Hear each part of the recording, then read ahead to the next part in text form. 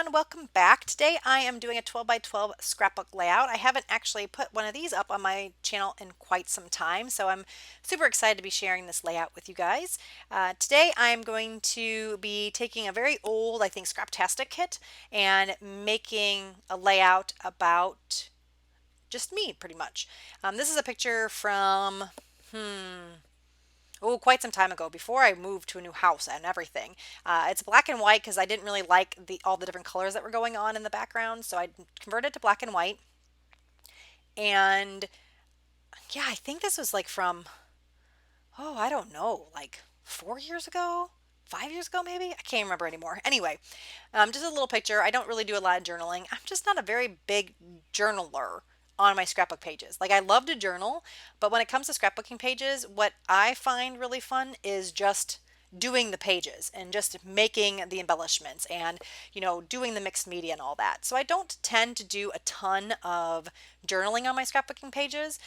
So on here, I think I may just put the date. I don't even think I put anything else. I didn't really have a whole lot to say. The title kind of said it all, capture today. So you'll see me putting that title down here in a little bit.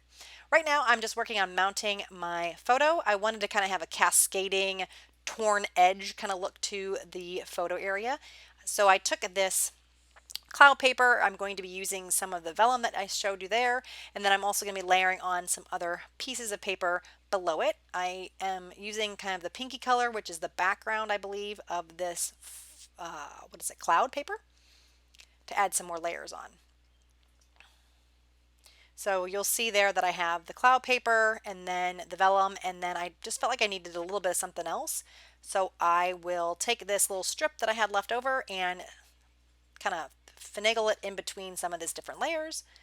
And I really like how that looked. It just kind of broke up the space. I like the cloud paper a lot, but it just didn't seem to be separated enough between the two papers. So I thought adding this like kind of pinkish color strip would help to separate the two cloud pages or pieces of paper. And then I'm going to add one more little piece of vellum to the bottom. I just really like the softness that the vellum brings, and I thought it would look nice, kind of peeking out behind that torn edge. The photo is nice there, but I thought it needed a little bit of something, so I will end up mounting that photo on some white cardstock. I tend to like the white borders on my photos, so when I order them from Persnickety Prints these days, I do just order them with the white border, mostly because 99.9% of the time I end up putting a white border on them anyway, so why waste cardstock? I might as well just get them printed that way. I like what they look like in Project Life too. And I know I've mentioned Persnickety in previous videos, but I highly recommend them as a photo processing site. It does take a little bit more than if you just like went up to Walgreens or Walmart to get them processed in an hour or printed them at home, but I just absolutely love the quality of the photos. They're just super good.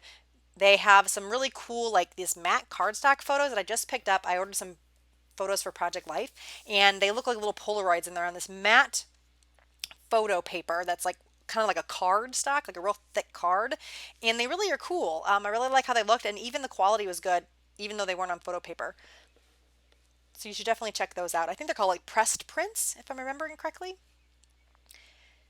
So now I am pulling out all these little words. I have a hard time a lot of times using these kind of transparency type of either embellishments or words, but I thought on this one I really liked how you could barely see this on the layers, and I liked how the layers showed through the word capture.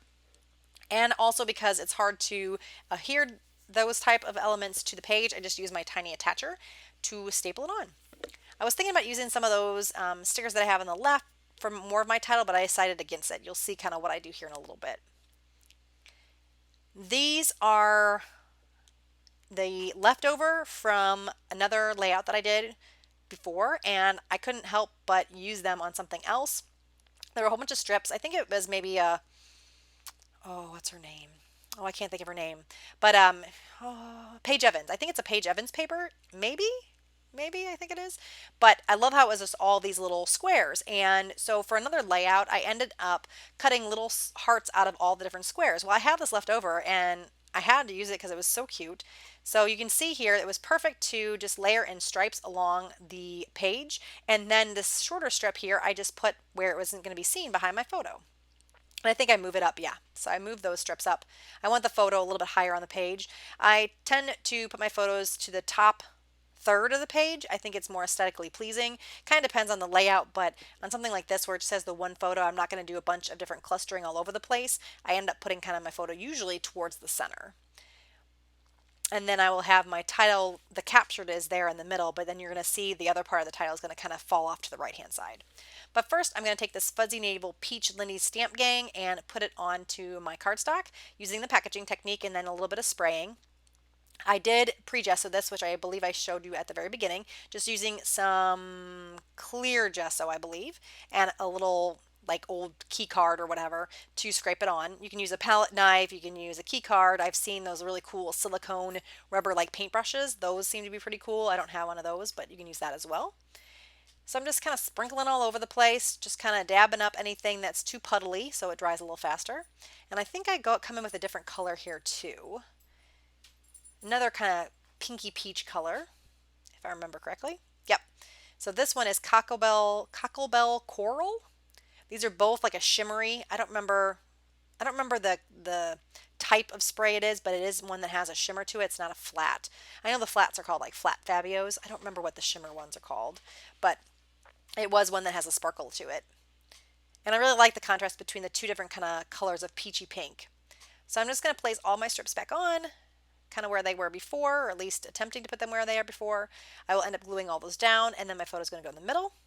I will mount my photo on some foam. I just want it to be raised off the background a bit. I tend to use a lot of foam when I work on these scrapbook layouts. I don't use it much in like junk journaling and things like that. I find that it just makes the books a little bit too fat. But on my scrapbook pages, I definitely like to use the what's it called, the foam to raise it up.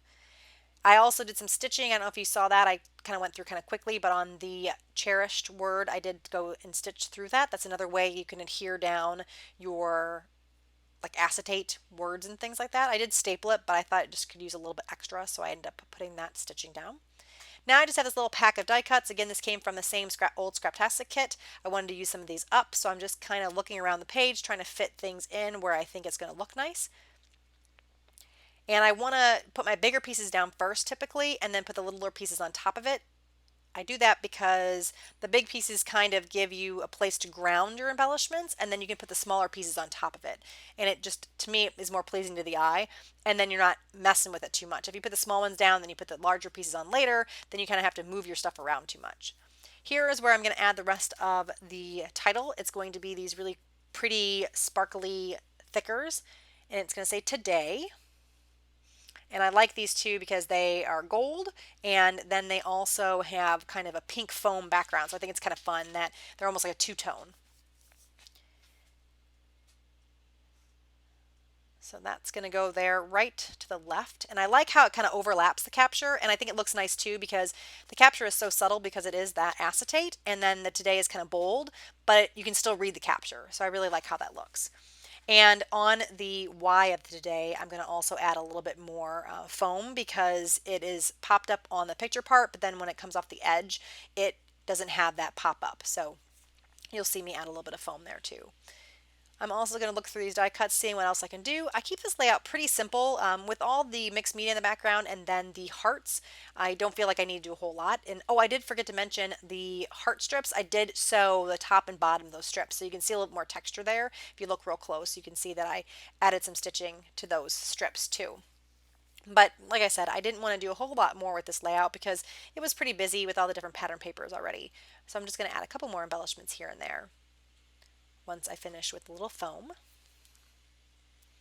While I'm doing that, I just want to thank you guys so much for joining me. I really appreciate everyone that stopped by. If you enjoyed the video, make sure you give me a thumbs up. If you're not already a subscriber, I would love for you to be a subscriber of my channel. So please hit that subscribe button.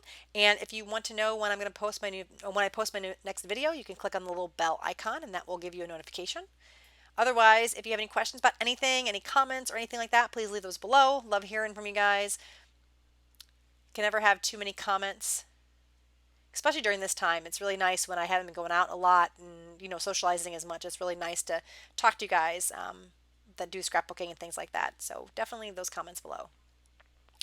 So you can see there I just added some more little tiny embellishments. Here I'm going to add a whole bunch of little sequins all over the place, and I will spare you watching me glue all those down, but I do sprinkle them kind of all over strategically. They're pretty faint, so they're a little hard to see on camera, but in real life you can definitely see them.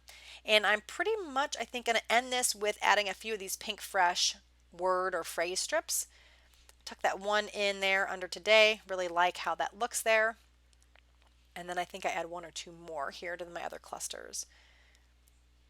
One says live, create, tell the story, repeat. That one says keep it real. And then the one I just put down says I can. Thank you guys so much for joining me, and I will talk to you again very, very soon. Have a great day. Bye, guys.